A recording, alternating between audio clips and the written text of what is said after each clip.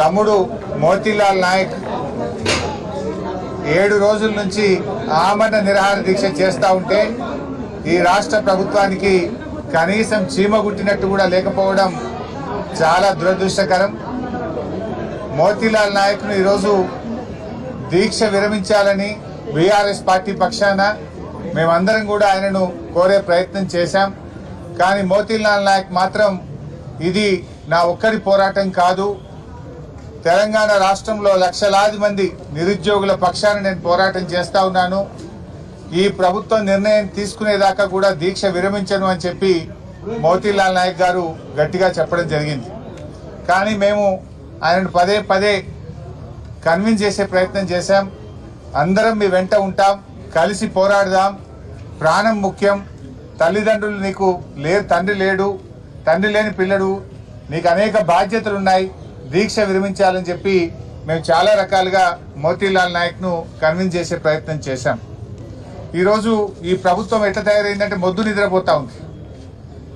ఆ రోజేమో ఎన్నికల ముందు నిరుద్యోగుల మీద కపట ప్రేమ చూపించి నిరుద్యోగులను ఎన్నికల కోసం వాడుకొని ఎన్నికల ముందు హామీలు ఇచ్చి ఇప్పుడు ఎన్నికలై గద్దెనెక్కిన తర్వాత ఆ నిరుద్యోగుల గుండెల మీద దండుతా ఉంది రేవంత్ రెడ్డి ప్రభుత్వం.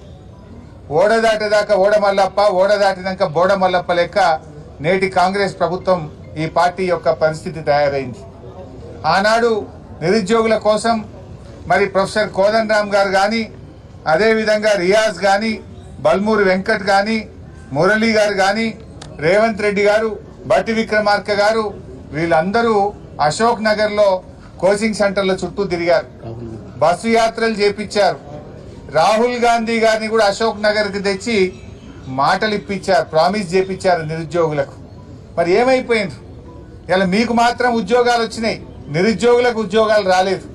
రేవంత్ రెడ్డికి ఉద్యోగం వచ్చింది, కోదండరామ్ గారికి ఉద్యోగం వస్తూ ఉన్నది, రియాజ్ గారికి ఉద్యోగం వచ్చింది, వెంకట్కు ఉద్యోగం వచ్చింది, మీకు ఉద్యోగాలు వచ్చినాయి, మల్లన్న గారికి వచ్చింది.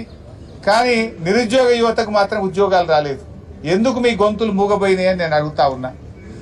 మన రాహుల్ గాంధీ గారు ఆ రోజు మీరు అశోక్ నగర్కి వచ్చి నిరుద్యోగ యువతకు మాట ఇచ్చారు, మేము 1,00,000 ఉద్యోగాలు 2 లక్షల ఉద్యోగాలు ఏడాదిలోగా నియామకాల ప్రక్రియ పూర్తి చేస్తామన్నారు. 7 నెలలు అయింది, ఇప్పటి వరకు జాబ్ నోటిఫికేషన్ రాలేదు. మేము జాబ్ క్యాలెండర్ ఇస్తామని చెప్పారు, 2 లక్షల ఉద్యోగాలు సంవత్సరంలోగా నింపుతామని చెప్పి ఇవాళ 7 నెలలైనా జాబ్ క్యాలెండర్కు అతిగతి లేదు.